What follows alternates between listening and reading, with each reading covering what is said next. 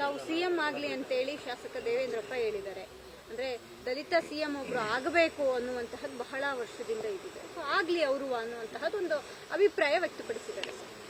ಅದಕ್ಕೆ ನಾನೇನ್ ಮಾಡ್ಬೇಕು? ಅಲ್ಲ ರೀ, ಅವ್ರ ಅಭಿಪ್ರಾಯ ಅವ್ರು ಹೇಳಿದಾರಪ್ಪ, ಅದಕ್ಕೆ ನಾನೇನ್ ಮಾಡ್ಬೇಕು ಹೇಳಿ?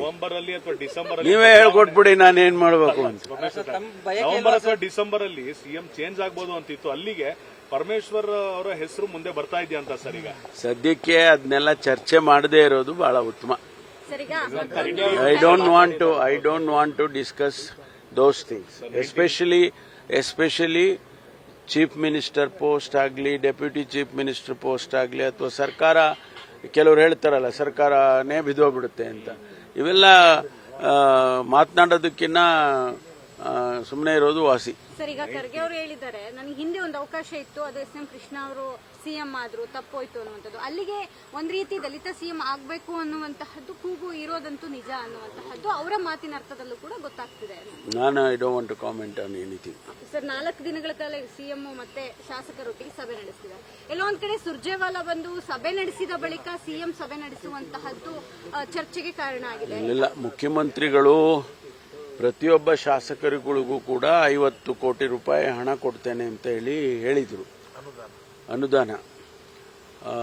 ಆ ಅನುದಾನವನ್ನ ಯಾವ ರೀತಿ ಬಳಸಬೇಕು, ಅದಕ್ಕೆ ಮಾನದಂಡಗಳೇನು, ಮತ್ತು ಸರ್ಕಾರದ ದೃಷ್ಟಿಕೋನದಲ್ಲಿ ಯಾವ ರೀತಿ ಹಣ ಖರ್ಚಾಗಬೇಕು ಅನ್ನೋದ್ರ ಬಗ್ಗೆ ಚರ್ಚೆ ಮಾಡಬೇಕು. ಮತ್ತು ಕೋಆರ್ಡಿನೇಷನ್ ಡಿಸ್ಟಿಕ್ನಲ್ಲಿ ಜಿಲ್ಲಾ ಮಂತ್ರಿಗಳು ಮತ್ತು ಶಾಸಕರ ಜೊತೆಯಲ್ಲಿ ಒಂದಿಷ್ಟು ಕೋಆರ್ಡಿನೇಷನ್ ಚೆನ್ನಾಗಿದ್ರೆ ಸುಲಭನಾಗೆ ಆಗುತ್ತೆ ಅನ್ನೋ ಆ ದೃಷ್ಟಿಯಿಂದ ಮಾಡ್ತೀವಿ ಅಂತ ಹೇಳಿದ್ದಾರೆ. ಅದರಲ್ಲೇನು ತಪ್ಪು ಕಾಣಿಸ್ತಾ ಇಲ್ವಲ್ಲ. ವಿಚಾರದಲ್ಲಿ ಸುಮೋಟೋ ಕೇಸ್ ತಗೊಬೇಕು ಅಂತ ಡೈರೆಕ್ಷನ್ ಏನಾದ್ರು ಕೊಡ್ತೀರಾ ಸರ್? ನಾವು ಯಾವ್ದು ಡೈರೆಕ್ಷನ್ ಸರ್ಕಾರ ಕೊಡೋದಿಲ್ಲ ರೀ. ಅಲ್ಲಿ ಪೊಲೀಸ್ನವರು ಸ್ಥಳೀಯವಾಗಿ ಅವರು ಅಂತದ್ ಬಂದಾಗ ಕ್ರಮ ತಗೊಳ್ತಾರೆ. ಸರ್ಕಾರದ ಆದೇಶ ಯಾವುದಕ್ಕೆ ಆಗಬೇಕು ಆಗಬಾರ್ದು ಅನ್ನೋದು ತಮಗೆ ಗೊತ್ತಿದೆ ಅನ್ಕೊಳ್ತೀನಿ. ನಾವು ಎಲ್ಲವನ್ನು ಸರ್ಕಾರದ ಆದೇಶ ಇರೋದಿಲ್ಲ. ಸರ್ಕಾರದ ಆದೇಶದ ಅವ್ರಿಗೆ ಯಾಕೆ, ಅವರು ಆ ಸ್ಟೇಷನ್ನಿನ ಲಿಮಿಟ್ಸ್ ಅಲ್ಲಿ ಏನಾಗುತ್ತೆ ಅದರ ಆ ಕೆಲಸ ಮಾಡೋದಕ್ಕೆ ಅವ್ರು ಇರೋದು, ಮಾಡ್ತಾರ ಅವರು. ಸಿಪಿಟಿಎಸ್ಪಿ ಹಣ ದುರ್ಬಳಕೆ ಆಗಿದೆ, ಮತ್ತೆ ಗ್ಯಾರಂಟಿಗೆ ಬಳಕೆ ಆಗಿದೆ ಚರ್ಚೆಗೆ ಬಂದಿದೆ. ಅವ್ರು ಹೇಳ್ತಾನೆ ಇದ್ದಾರೆ, ಪ್ರತಿ ಸಾರಿನೂ ಹೇಳ್ತಾನೆ ಇರ್ತಾರೆ. ಯಾವುದೊಂದಿಷ್ಟು ಹಣ ಜನಸಮುದಾಯಕ್ಕೆ ನಾವು ಖರ್ಚು ಮಾಡಿದ್ರೆ ಅದನ್ನ ನಿಲ್ಲಿಸೋದಕ್ಕೆ ಏನು ಹೇಳಿಕೆಗಳು ಕೊಡಬೇಕೋ ಅದಕ್ಕೆ ಮಾಡ್ತಾ ಇರ್ತಾರೆ. ಇಲ್ಲ, ಅವರು ನಿನ್ನೆ ಹೋಗಿದಾರಲ್ಲ, ಟೀಮ್ ಹೋಗಿದೆ, ಅವ್ರ ಕೆಲಸ ಅವ್ರು ಮಾಡ್ತಾರೆ. ಬಂದು ಅವರು ವರದಿ ಕೊಡೋವರೆಗೂ ನಾವು ಇಂಟರ್ಫಿಯರ್ ಆಗೋದಿಲ್ಲ. ಸರ್, ಈಗ ಯತೀಂದ್ರ ಅವರ ಹೇಳಿಕೆಗೆ ಬಿಜೆಪಿ ವಿರೋಧ ವ್ಯಕ್ತಪಡಿಸಿದೆ, ಆಕ್ಷೇಪ ವ್ಯಕ್ತಪಡಿಸಿದೆ. ಅಂದ್ರೆ ನಾಲ್ವಡಿ ಕೃಷ್ಣರಾಜ ಒಡೆಯರ್ ಅವರ ಅಭಿವೃದ್ಧಿ ಕೆಲಸಕ್ಕೂ ಸಿದ್ದರಾಮಯ್ಯ ಅವರ ಕೆಲಸಕ್ಕೂ ಹೋಲಿಕೆ ಮಾಡಿದ್ ಸರಿಯಲ್ಲ ಅನ್ನುವಂತಹದನ್ನ ಹೇಳ್ತಾರೆ. ಅವರು ಹೋಲಿಕೆ ಮಾಡಿದ್ದಾರೆ ಅಂತ ನನ್ಗನ್ಸೋದಿಲ್ಲ. ಹಿಂದಿನ ಕಾಲದಲ್ಲಿ ಕೆಲಸಗಳಾಗ್ತಾ ಇದೆಯೇ.